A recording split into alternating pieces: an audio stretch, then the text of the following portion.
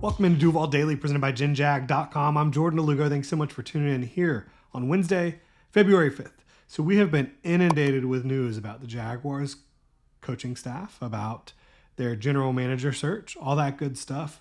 But right now, I wanted to take a look at a potential team needs, an area of the roster that a lot of folks think needs addressing in a major way. And I wanted to take a look and see, do I agree? If this is a position group that needs a major overhaul. And that group is the interior of the defensive line and the defensive line as a whole. So we're going to take a look at that today. Really appreciate y'all tuning in. If you enjoy the content, please like and subscribe. Getting back to actually talking some ball here a little bit versus just coaching staff and EVP and GM and all that stuff, right? So the Jaguars depth chart along the interior of the defensive line moving forward. You have Devon Hamilton, obviously. You have Mason Smith. Now, last year, Eric Armstead was a defensive end for the Jacksonville Jaguars. He said in, end of the year, locker room, Eric Armstead said he is moving back to interior defensive line.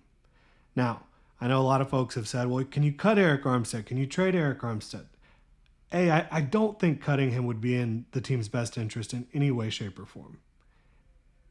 B, I think Eric Armstead, the contract, I don't know if another team is trading for that contract right now either.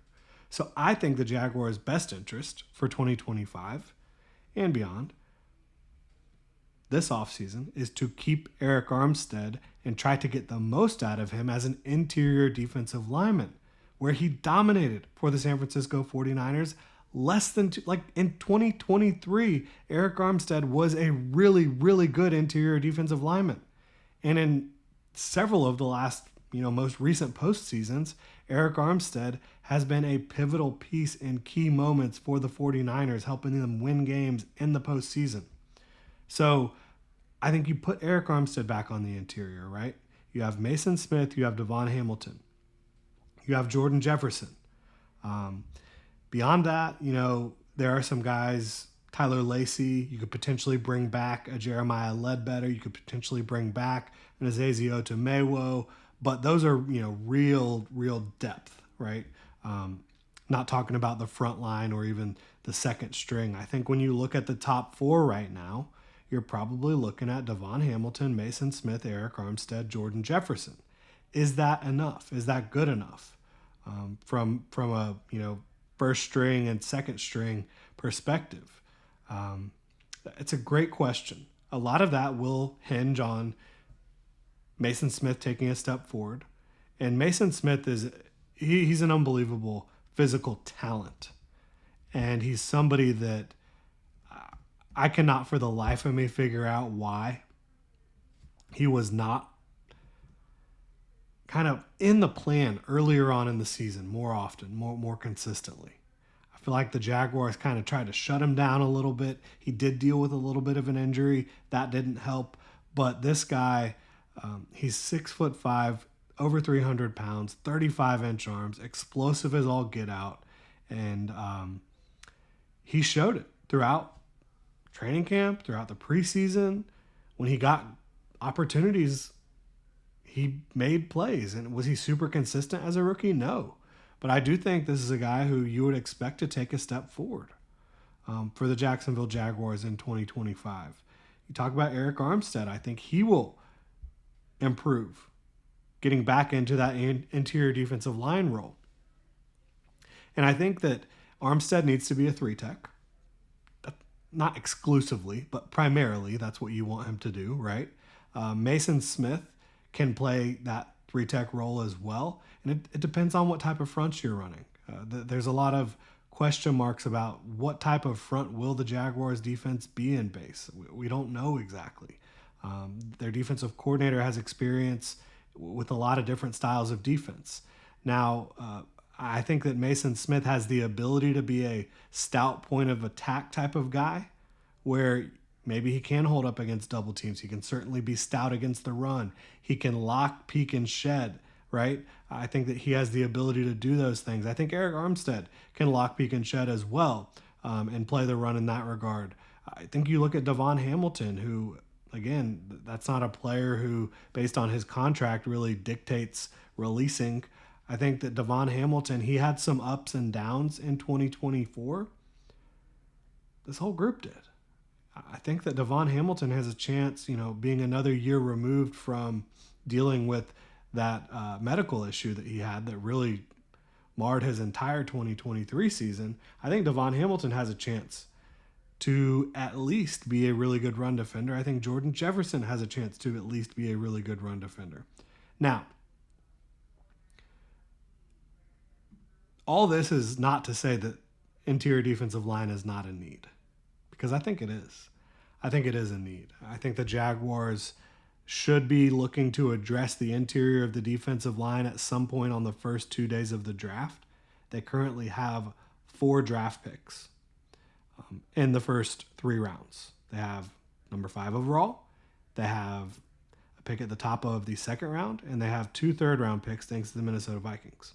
So with one of those 4 picks, I would strongly advise the Jaguars going after an interior defensive lineman to try to really beef the line up, but also looking towards the future. Yeah, Eric Armstead, probably not a long-term plan. Devon Hamilton, probably not a long-term plan. So you have Mason Smith, who you definitely want to develop and get the most out of him. And he, I think, has the ability to do a lot up front for you. And then Jordan Jefferson, at the very least, should be a rotational run-stuffing defensive lineman for you. That should be the plan. Get the most out of Devon and Eric in 2025 as you can. Get Mason Smith going. Get Jordan Jefferson going a little bit, if he earns that. And whoever you draft on the first couple days, get them going as well. Now, you could go in free agency and pick up another rotational type of player. I don't think you're going to go find a superstar interior defensive lineman in free agency. That's not really how it generally works. But when you talk about the draft, I think that this is a good year to be drafting interior defensive linemen for the future. There's a lot of guys with a lot of talent that if you can just get them in your system, get them to develop for a year, and then unleash them in 2026, I think that you're in a great situation. So I think looking at a lot of these guys, pulling up my personal board here, there's a lot of talent. Mason Graham, if you wanted to go defensive line at 5, I wouldn't be mad about it for a second. I think he's a blue chip prospect. I don't think he has elite length, so Trent Baalke probably wouldn't have been a big fan, and he's also a Michigan man, so that's a double whammy. But if you wanted to address a lot of your other needs in free agency and say, we're just going to attack it at 5, I would get it. Is that the path I would take? Probably not, because of the depth of this class. I think that Kenneth Grant's going to go in round 1, so you're probably not going to have an opportunity to land him. I think Walter Nolan will also go in round 1. I don't think that either of those guys is probably top 5 pick material. So I don't think the Jaguars will probably be landing either of those guys. Although, you could make the argument that Walter Nolan has the most pass rush juice of any player across the defensive front in the entire draft, outside of Abdul Carter. You could make that argument. So I can see that, but I think that you need a little bit more balance. I think that Tyleik Williams maybe could be there for the Jaguars with their second round pick. I think that's risky if you're trying to bet on that. I don't know that that's definitely going to happen. I don't feel super comfortable saying that. I think that you look at Derek Harmon, which I don't know where he is. He's hiding from me on my big board. Anyways, I think Derek Harmon has a chance to go in the first round. If he's not gone in the first round, he would be someone you could consider in the second round. And so Mason Graham, if you take him at 5, I think you're expecting him to be a 3-down player. You're expecting him to come in and very quickly be a starter for you. He has unbelievable flexibility within his frame at 320 pounds. He is strong. He is explosive off the ball. This is like a guy that needs to be a 3-down type of guy on the field for you all the time, has versatility in where he can align for you, will affect the run, will affect the pass, do a really good job for you, right? So I think you feel really good about that. And then you've got again, I think Grant and Nolan are going to be gone. I think Tyleek Williams has that 3-down potential as well. Get him in your system, develop him up for a year, and he can wreak havoc against the run and the pass. You look at Derek Harmon. I think he's a balanced player. I don't know if he has the same upside as either of those two guys, but I think he's going to be a really good pro out of Oregon. He has excellent length. He's a really strong run defender. He's a little bit older, so he has more experience. And he's explosive as well. Like, he's a really good run defender and an advanced pass rusher. You talk about Darius Alexander out of Toledo, who, if you watch the Senior Bowl practices, absolutely just dominated the Senior Bowl. He's got unbelievable traits too, and if you were going to go, get a guy like him in the second round, I'm all here for it. Deone Walker is a fascinating one because he absolutely needs a year of development before you can really get excited about him.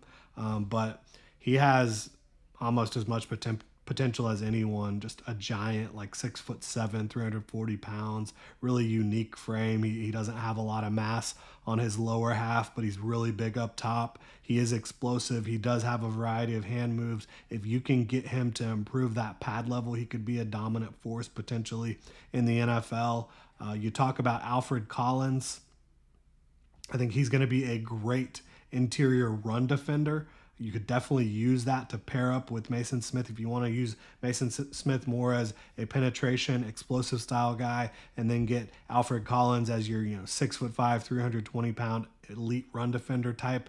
That makes a lot of sense. You could also be looking at, maybe in the third round, a Jordan Phillips out of Maryland who's 320 pounds but explosive as all get out. Another one where you develop him for a year and you could be cooking with gas. So that's kind of how I look at the interior of the defensive line right now.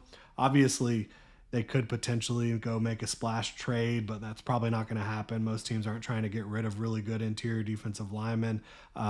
There's not going to probably be a big-time guy that ends up hitting free agency. Certainly doesn't look like it at this point. So I think you are looking at it in the draft on the first couple days. And with the depth of this class, I probably wouldn't go Graham at 5 just because, again, I feel really confident. But he is the best of the bunch in my mind by a pretty wide margin. But I feel really confident that there's a lot of starters in this class along the interior of the defensive line and a lot of really good role players as well, which up front on defense, that is the group that you rotate the most in the NFL, right? I know that if you talk to Ryan Nielsen, he'll tell you rotate every single position. Your quarterback should probably be switching in and out every couple plays, right? Sorry, I didn't need to take that shot there. But there's a ton of depth here.